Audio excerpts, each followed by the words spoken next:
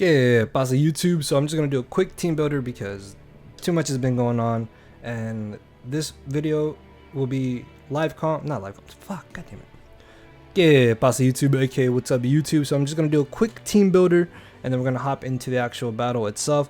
So our opponent this week is gonna be POKEBALDY. His channel link and stuff will be down below. Very awesome dude. Check him out. He did win the D League to get promoted to the main league. So very tough opponent for us here heading into week number 2. So looking at this matchup, he has a lot of scary mons, and he's got one mon that he sniped us of, which was an Amorous. That was one fairy that I really wanted, that was on my list, but it's not the worst thing ever, as his squad is very terrifying. I expect his top 3 to 100% come to this game, along with Heatran, and Titan pretty much destroys our entire draft.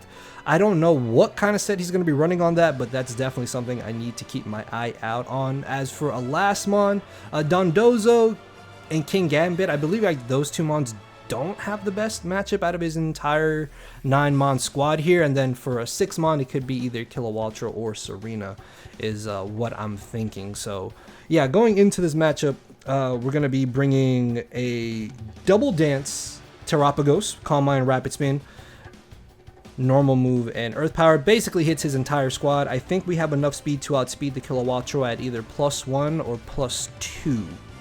If not at +1, then we're outspeeding everything else that's not Scarfed or Titan in the snow.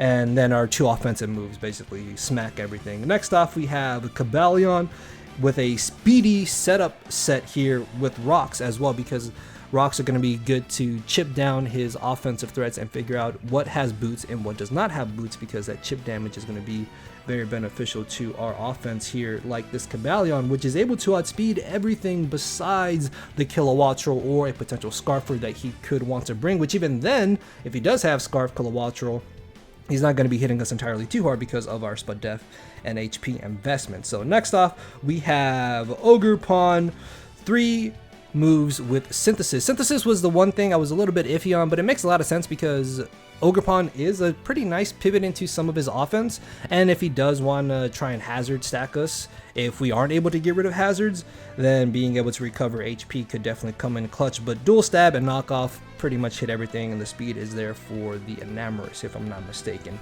Next off, we have Sinistcha making its debut. This set can actually put in a whole lot of work if you look at Baldy's squad. Now, being mono attack and Shadow Ball could be a little bit bad if the King Gambit comes, but I think we have enough ways to deal with that, so I'm not necessarily scared of the King Gambit. But if that does go, this comes in, we start setting up, it's pretty much good game. So there's a chance that Sinistcha here could potentially win. We are very SPDef bulky because we can boost our physical defense faster than we can boost our special defense, and along with Strength Zap, we're going to be lowering our opponent's physical attack as well. So I figured that us boosting SPDef was probably a little bit better, plus it also helps against the Heatran because we can switch into that and still eat whatever moves it wants to go for. Next off, we have Boo, aka Clodsire, a super fat SPDef set here with Curse, Dual Stab, and Recover. This set is pretty nice because it's able to check his Kilowattra and his Namorous pretty well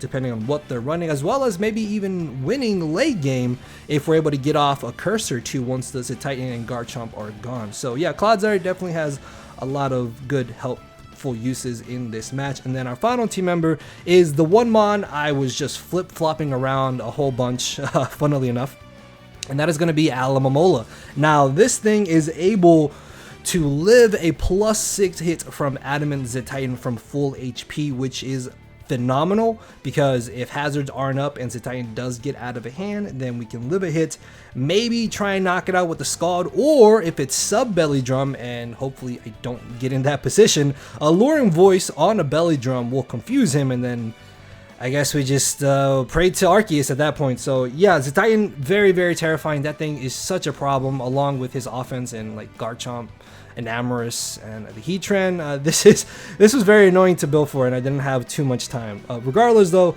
let's go ahead and get into the battle. ¿Qué pasa, YouTube? aka what's up, YouTube? Welcome to our week 2 game of the BBR. Now, as you can see, this is not going to be from my perspective. Unfortunately, something happened to the original video and I couldn't get it to work. So huge massive shout out to POKEBALDY, our week 2 opponent here. He did win the D League to get promoted in to the main league, so definitely check him out. His channel link and stuff will be down below. He's very accommodating to my busy schedule, and he was able to pass me his side of our battle. So I hope week 3 will go smooth and we don't have any issues. So apologize, guys. If you want to check him out, definitely go ahead and check his side out of this game. So hopefully, I did try to throw in a team builder right before this. It's just a lot is just going on right now. So yeah, looking at the matchup here, I was really surprised to see the Kilowattrel. That was like the main thing I was really shocked about at the team preview. Otherwise though, the 5 mons that he did bring, I fully did expect. Is that Titan, regardless of the set that it's running, is going to be a massive problem. So I need to be careful with that. And then of course, Galarbro, Heatran are super bulky, Garchomp and an Amorous are just scary offensive threats. So with that being said, we can go ahead and jump into the battle here. So I figured that my best lead was probably going to be Alomomola, just because it seemed like it paired up really well against everything, and I didn't think he would want to lead with the Kilowattrel because we do have Clodsire in the back, as he ends up leading off with the Garchomp. This is really great because we are max special attack, so looking at the calcs, we would be able to 2-hit KO him unless he was like a super bulky set. Regardless though, I think Ice Beam here is pretty safe. He might just want to try and hazard stack me is what I was thinking. I could have maybe gone for the Scald to try and fish for a burn, but I figured getting rid of Garchomp sooner would be really great, because then that way if I do have to spin with Terapagos, then I won't have to worry about breaking my Terra Shell, as we get insanely lucky turn 1 and we get a freeze in Alamomola's debut, freezing in turn 1. That's actually really crazy, as it turns out that he's got the Citrus Berry, so I wouldn't have been able to 2-KO him regardless. Now this is actually very helpful for us, because now he can't get up Stealth Rocks if he did have both hazards, so I'll be able to just go for another Ice Beam. I didn't go for the Scald because Scald would have unthawed him if he did want to stay in, so I didn't want to risk that in case he wanted just to sack off his Garchomp, as he makes the safe switch into the Galar Slowking. You're going to see that this thing is a massive problem to try and get through. Unfortunately here I'm trying to figure out what I want to do, because initially my switch into this was Alomomola, so I figured going for the Scald, just gauging to see the damage he might do to us, was good. Plus if I did get a burn, that would have been very helpful to us in this matchup here, as he does go for the Chilly Reception here on our Scald. No burn, we do get a crit, but that crit I don't think ends up mattering at all for that extra little bit of damage, as he brings in the Kilowattrel. The switch here into Clodsire I figured was just entirely too obvious, so I do stay in, and I believe I go for another Ice Beam. Again, I don't want to Scald and him switch directly into Garchomp. Oh, actually, no, I go for Flip Turn. Okay, actually, yeah, that makes sense. Flip Turn was a nice play there, because, again, the switch into Clodsire was so obvious.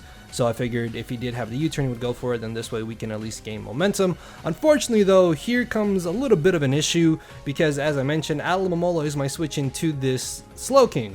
So I wasn't expecting him to just switch it in immediately. So now I'm trying to figure out what I want to do here. I need to get some more information on this thing. I don't know its full moveset, so I'm sure it'll have some type of stab. We've already seen Chilly Reception, probably Thunder Wave or Slack Off, maybe Calm Mind were the final moves I was thinking that it would have here. So by bringing in Terapagos, I'm hoping that I could bait him to go for a Chilly Reception, in the off chance that he thought that and the off chance that he couldn't touch us, but he does go for the safe Sludge Bomb here. In hindsight, I should have just gone right into Cobalion. Even though Cobalion can't touch the Slowking, I still wouldn't be able to get up my rocks here, but judging from that damage, I really do not want to stay with my Alomomola. Alomomola is literally the only thing I have keeping that Zit Titan at bay, regardless of what type of set that it's running. So I am going to go for the Flip Turn here into Cobalion this time. I should have just brought this in immediately instead of switching in between Terapagos and my Alomomola there, because he ends up catching us with a Thunder Wave, and this really sucks because we were a very speedy setup variant of Cobalion, and now the only real thing I might be able to get out of this is hopefully getting up my Stealth Rocks, and if I get fully paralyzed, that's going to be a little bit unfortunate because I could have avoided that scenario and saved Alomomola and Terapagos, but here we are. and it is what it is. So I figured that because I can't really do anything to this Slow King, I might as well at least try to get up my Stealth Rocks in hopes that I don't get fully paralyzed. If I do get up rocks, that's amazing, because then that way we even out the entry hazard playing field, because he does still have a layer of spikes up on our side of the field. As we don't get fully paralyzed and we break through to get up our Stealth Rocks, this is amazing. So here I make a bit of a questionable play. I was thinking that the switch into Sinistcha was just way too obvious. Like, he's not gonna go straight for the Magma Storm. Even if he does, he could miss, or depending on his EV spread, we might actually be able to live a hit.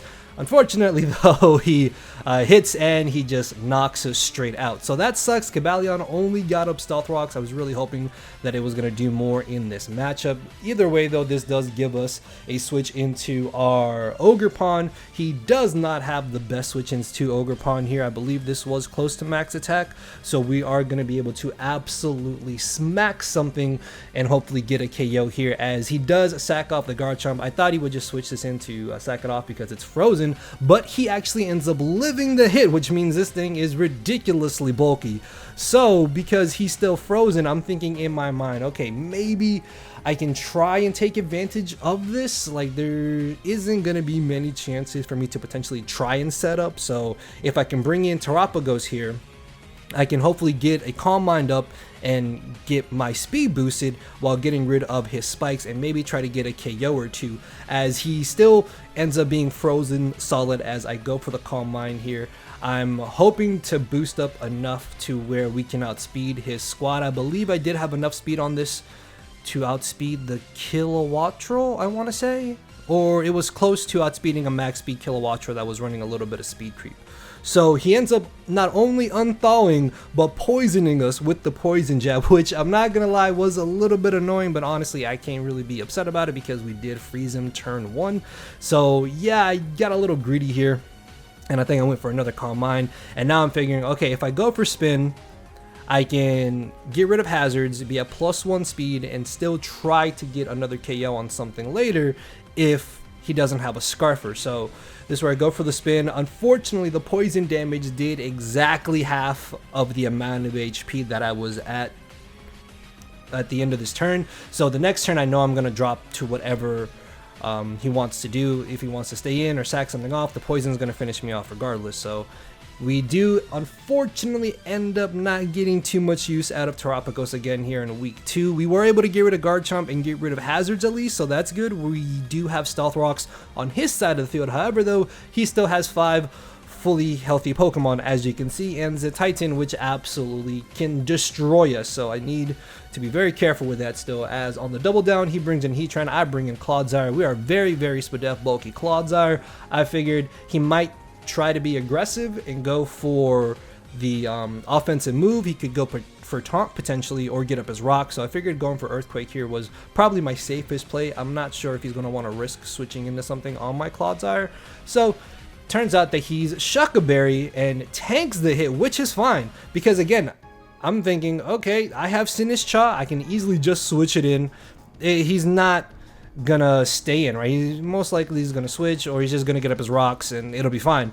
No, he stays in, goes for the fire move again, and we end up going for the recover on the off chance that he did want to switch out, because Earthquake was very obvious. Kilowattrel, I guess, could have switched into Clodsire, but then he's forced to U-turn, I suppose. He can't really do much to me.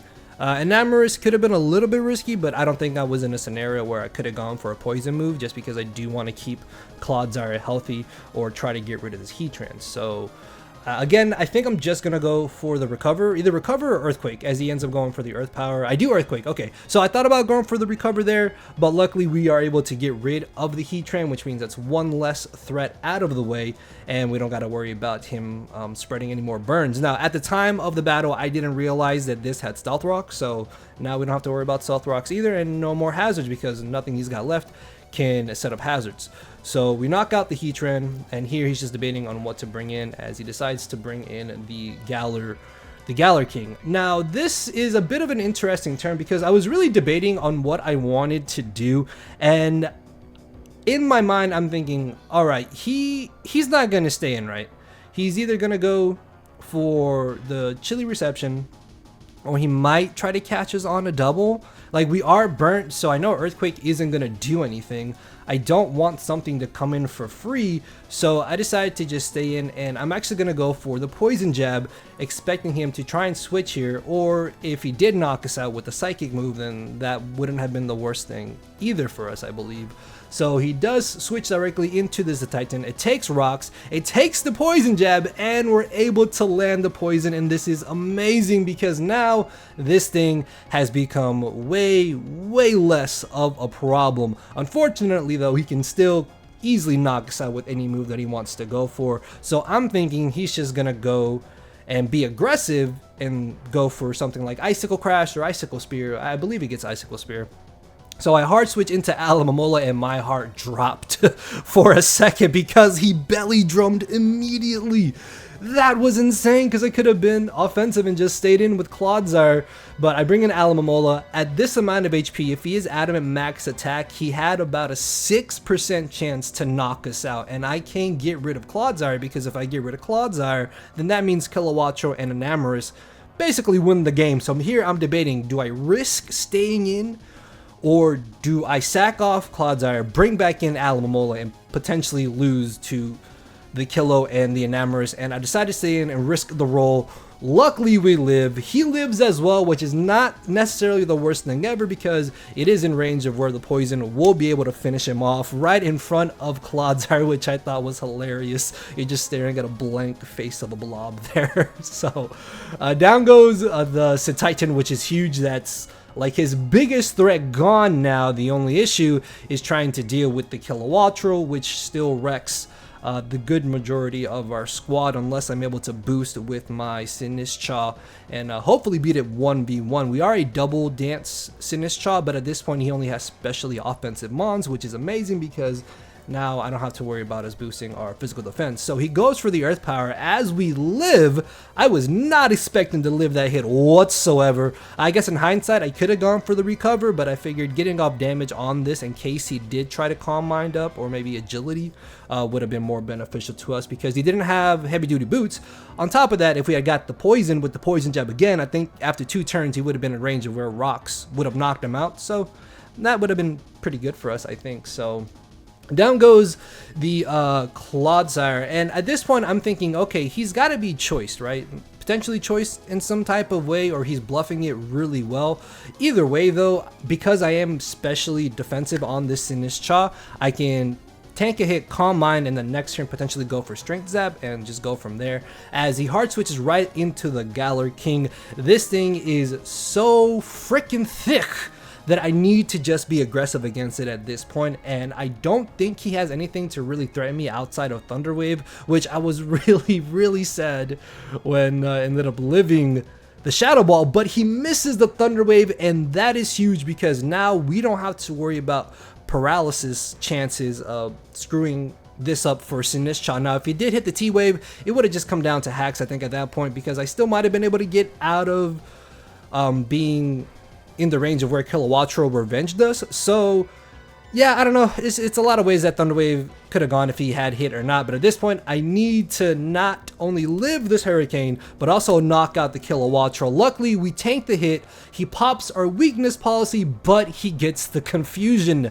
Now at this point I only have Sinistcha, Alomomola, and my Ogerpon. So if I had hit myself in confusion here and he got another Hurricane hit to knock us out, I'm pretty sure at that point the game was lost because Kilowattrel with a Scarfed Enamorus at that point probably beat our last 2 mons. Thankfully though, Sinistcha is well trained and we're able to live the hit. If Enamorus had knocked us out here, I still think we won because I could have just brought in Alomomola. We are Assault Vested, so if anything, I could have brought in Aloe, switched out to be brought back up to full HP with Regenerator, and then still tank the hit from Enamorus and finish them off. So yeah, unfortunately another bit of a hacksy game there. So good game to Baldy, guys. Please check him out. His channel link and stuff will be down below. He was a very helpful guy in working around my schedule and sending me his side of our battle, and just again hopefully week 3 goes fine. It's been so busy, but it's okay. We'll be back week 3 and I'll see you all next week. So thank you all for watching. Later everybody.